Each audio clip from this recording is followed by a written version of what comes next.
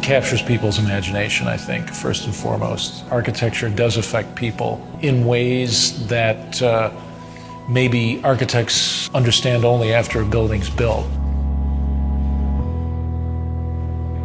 People perceive architecture as simply being an object or a vessel within which people are housed. And that's clearly not what our sense of architecture is. What the hell is an architect? What does an architect do? You know, what is the difference between an architect and a builder?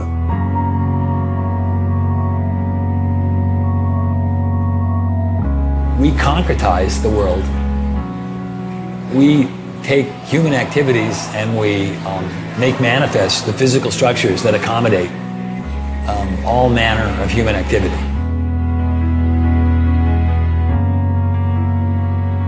The design studio is a place where individual action and individual creativity is measured very directly by the people around them. When students are doing their job, they're shifting the focus of how we're talking and thinking about architecture.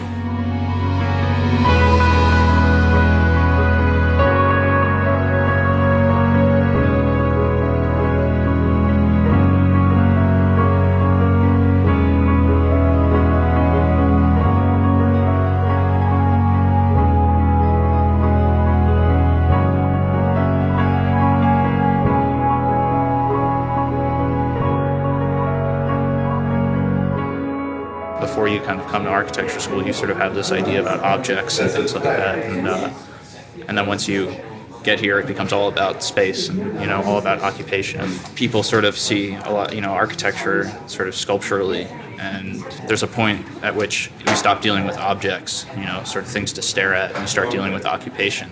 I have a lot of friends who find it really hard to understand like my schedule here and how we function here and being here at strange hours of the day and working environment and what studio space is like. And the way of working too, Yeah. That's really important. Yeah, So absolutely. And also the idea of being critiqued. Like being critiqued is it's a foreign concept really, to a really business foreign student. concept. Yeah. The design studio is a place where students have to perform on their own. They have to create something from their own imagination. They have to create something in response to a set of problems that are either given to them or they have to even invent the problem.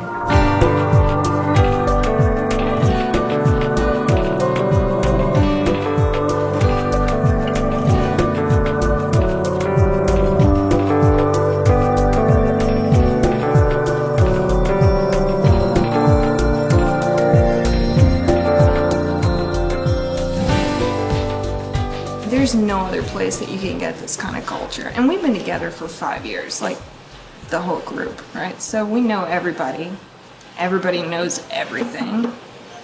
It's like a second home. It's like a second community of people who are all struggling with the same questions. Now, when I worked at home, there was so much lacking in the projects. There's nobody to bounce things off of. The inspiration is at a minimum when you're on your own. Architecture education in US is one of the best because of this studio system. Always students hang around their own studio and talking, learning from others. That is the most important space for the education of architecture. It's like they were hating on Robert Moses because he's so insensitive and he tore down neighborhoods and this, that, and the other. It's like, you know what? Get in a car, drive on the West Side Highway, take the Triborough Bridge into Manhattan. Okay. And then you will understand what he was trying to do. That visual procession in the automobile is spectacular. No. It is spectacular.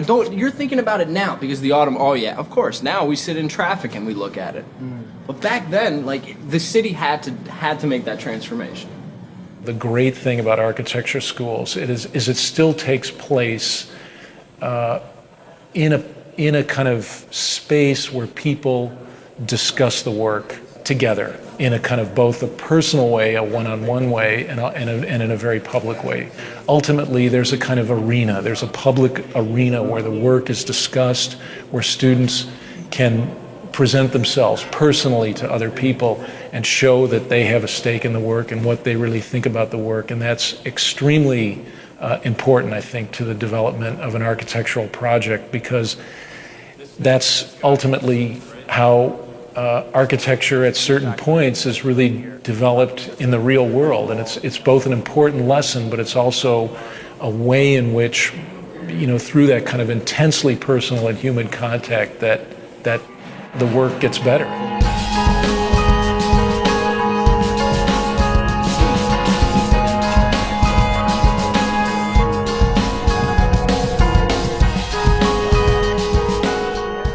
I think a lot of the culture of studio happens at the most random times, like the most random hours. I hope that, yes. I think the humor adds another level of energy, that you can bring. So you got moments where, we're all like joking around and we're doing the work and we're joking and we're vibing and whatever. Some guy will come in here like, well, that's why you guys don't get any work done because you're always doing the shit. And we're like, you.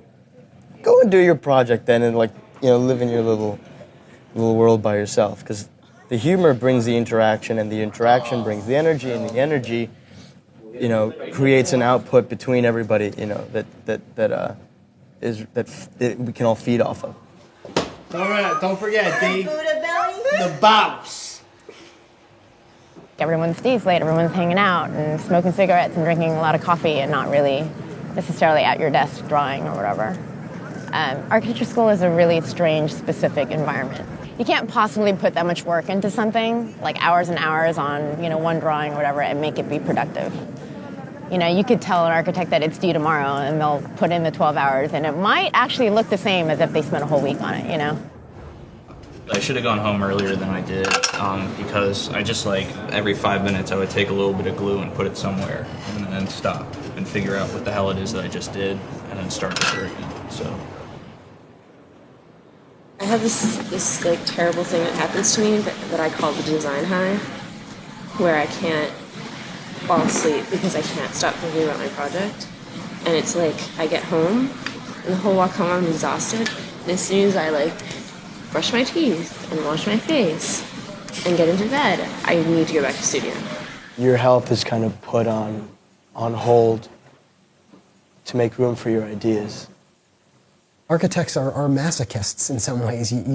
You're in there to all hours of the night. You're cutting yourself at 3 o'clock in the morning. You're rushing to the hospital to get stitched. You're putting these models together that you're tearing apart and then putting them together again. And then you're going through this iterative process of evaluation that is incredibly personal, but yet also very public. And you're constantly putting yourself on display, opening yourself up to attack and criticism. It's intense. Why would you subject yourself to that and put yourself through that if you didn't love it?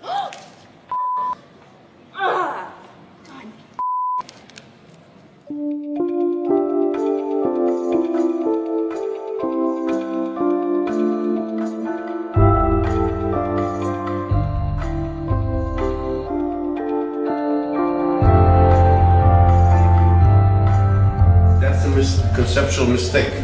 A structural system does not separate between each unit. Usually the span of structure encompasses 3 or 4 units, or maybe more. Well, I understand, but I don't see why that has to necessarily be the case, especially. It necessarily be this case. It has to be this case. I understand that I don't have to, but I think it's important for the, It's for wrong. the resolution. It's fine. It's wrong. Why is it wrong? Tell us why it's wrong. Economically. It's not wrong. Systems. We could critique his whole project in terms of the economy. But you've done. Basically, they're these walls, Dan.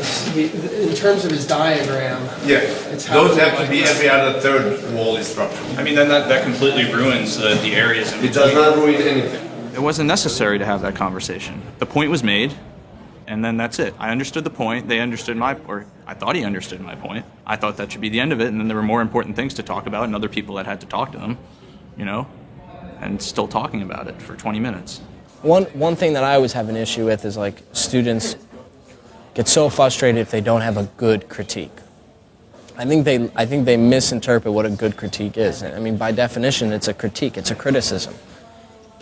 So if you go into a critique and all the critics, all they can do is blow hot air up your ass and tell you how great the project looks, well, it's still not, to me, that's not a good critique. They didn't criticize anything. To me, a good criticism is if you can inspire enough thought based on what they see and what they hear.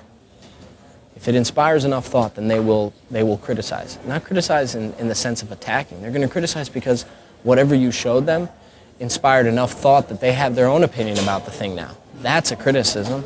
I'm not gonna argue with you because I have a feeling it wouldn't be productive. We could go on all night. We could. I know that's not the point. You We're would trying stop and listen occasionally. We'd be able to find, some resting spot here where we're kind of talking about the same thing, and you allow us to help you. The other thing I think that is sometimes very negative is the idea that the student should be trained to do a sales pitch in this jury process. I mean, I think that really probably the student should at first be silent, and the jurors should really start to ask questions about the drawings and try to understand the project in a more Socratic way, rather than this sales pitch followed by criticism. If you're a smart architecture student, you're listening very closely because you're not only interested in how that work is coming out of you, but also how other people are seeing it.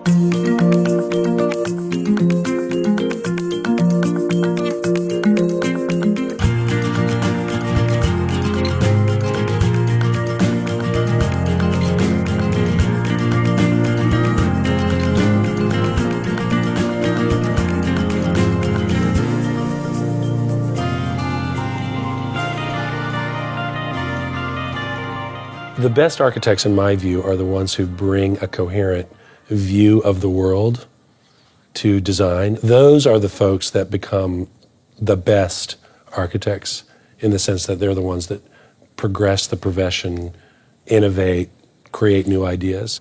The most important thing about being an architect is learning how to think clearly. You have to be able to think clearly to practice architecture. There's a tendency to see people as singular. If you're artistic, you're not practical. If you're practical, you're not artistic. That's totally preposterous. I mean, architecture is embedded in both worlds. And if anything, architecture is the connective tissue between these two kind of spheres, and it'd be impossible to live in one or the other. One, you'd be practical and never produce a piece of work of any interest. The other, you'd be producing work that has no meaning or no connectivity. I think design requires a certain kind of smartness that holds those schizophrenic views simultaneously in one's thinking. Even as a young person, you know whether you can do that. And as you mature, it's quite rewarding to have those opposing views in your mind at all times. There's not just one role for an architect. There are all different kinds of contributions an architect can make in the culture. The question of what's a good architect, I think that there are many different perspectives that come at a project as it's developing. And what's important for the architect is to be able to listen to people outside of themselves and take that and then give something of themselves to a project and make something incredibly unique and wonderful. It has to be a person who's really willing to learn in a way that architects need to learn, which is they need to learn something every day for the rest of their lives. You've got to be, in a sense, kind of driven by that, in a sense, kind of inner force. But I think you also have to have the ability to kind of work through something and to be able to look at particular problems and be able to kind of listen and learn and examine with great patience some of those questions. So again, it's a kind of left brain, right brain kind of dichotomy that is, constantly, those demands are constantly placed on you as an architect. There are other disciplines that bring other things to the table, but I think our ability to envision or imagine something that is not there, it's almost spooky to people. This notion that you can look at a site or look at a parking lot and see a building there, I think it's extraordinary. It's an extraordinary skill, and we are one of the few disciplines that can do that.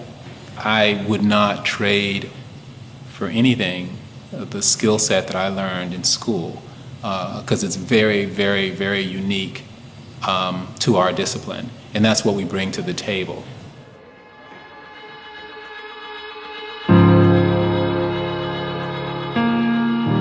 I don't believe schools of architecture, either historically or today, have particularly prepared young architects for the realities of architectural practice. Again, referring to this notion of a safe space where one can fail, where one can push the envelope in a sense. I think the academy always needs to be that. In a certain sense, you're a bit freer of the constraints of the real world.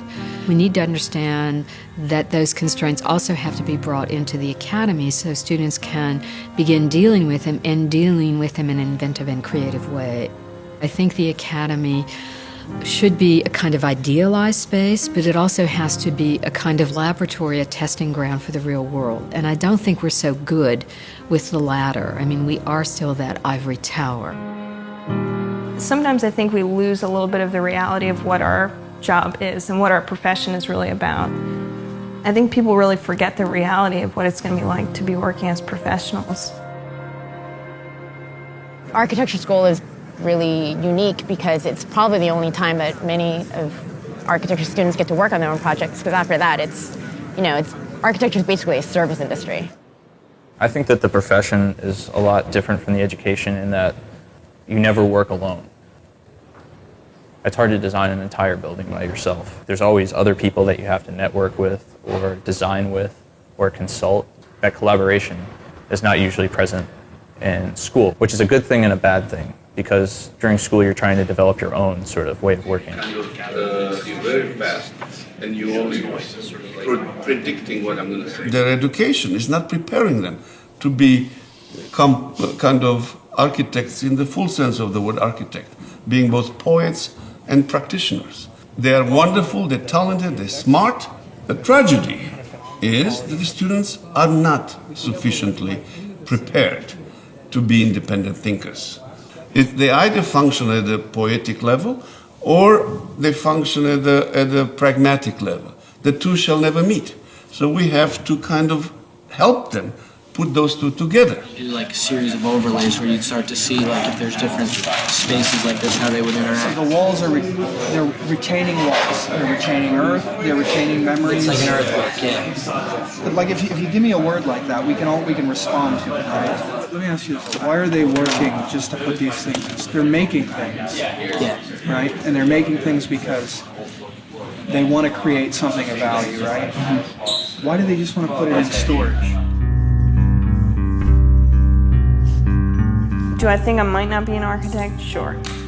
The likelihood that I work in an office after I graduate is pretty high, though. I don't think that people have to be stuck there for like 3 years and then get their license and then they do their own stuff. I want to start doing my own stuff and work in an office. I look forward to seeing what's going to happen. I'm excited to see what my signature ends up being. I want to teach and I want to write and I want to work for a firm that will let me do all of these things. I want to get some experience in a larger firm to see how they work and see how they operate. Do that, and then hopefully the long-term goal is to, start my own practice. The remarkable thing to me is how optimistic students of architecture are, how they sustain that optimism. And again, it's almost a bit like an actor or actress, that they still cherish that belief that they're going to break out of the chorus line in some way, even though the reality, as it is on Broadway, is very, very different. In part, it could be how they very quickly imbibe this notion of the star architect and this belief that, against all odds, that they might be able to make it. Well, today I think a lot of people, when they think of architecture, they think of architects. They think of the handful of brand name architects that they might have heard of, which to me is rather limiting. People only know Frank Gehry, I mean, there's other architects out there that are doing better work, greater work, more important work than Gehry. The problem is that the way we teach architecture right now is we sort of train everybody to do that exact same thing. The whole sort of pedagogical model right now is around creating the next generation of star architects. That's actually a flawed model. For many years, everyone wanted to be like Frank Gehry. They wanted to create great sculptures in the landscape. Whether those sculptures worked or not was largely irrelevant. The ability to use aerospace engineering to come up with forms that hadn't been built before was considered to be a primary task of someone coming out of school. That's over. That's over.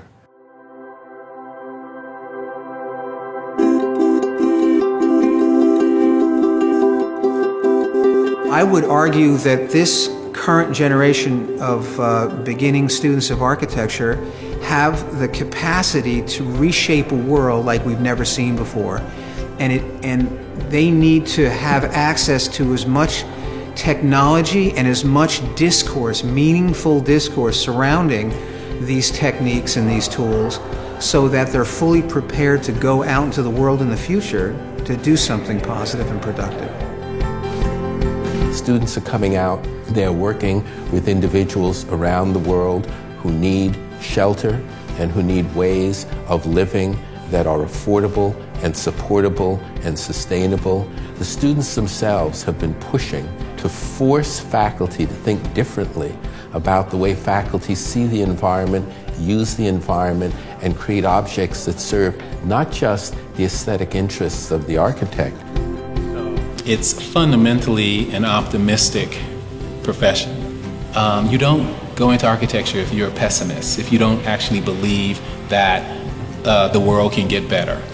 So I think you've got a bunch of optimists that go into this design profession who actually believe that their buildings are going to make the difference in somebody's life. I think that the built environment is something that people have such an appreciation for. If you don't care about this, then like what do you care about? It's about understanding human behavior, human desire, human want.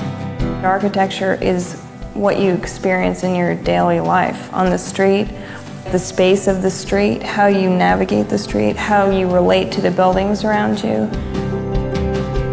People tend to think architecture is done for and by other people. It's, it's also done by you if you decide to maybe put a new window in your house or change the traffic flow in your house or your office. At architecture school, you got the freedom to, you don't like something, do something about it. That's what they told you for 5 years. Do something about it. Doesn't matter what, just do something about it. The school is kind of about a way of thinking, and what you're going to do in architecture school is not what you think it's going to be, That you're not going to go in there and be designing colonial homes and things like that. We don't just need shelter, we need atmosphere, and we need to be inspired. I think one of the most important things you can take from this school is not to lose your ambition. It's not just, 4 walls and a roof. There's more into it. There's like a life to it that I think we get here, and we should really take with us everywhere you go. Gonna come to architecture school, I hope you understand the creative process. I hope you understand the transformation that your mind and body and psyches is gonna go through. Because there is nothing absolute about this.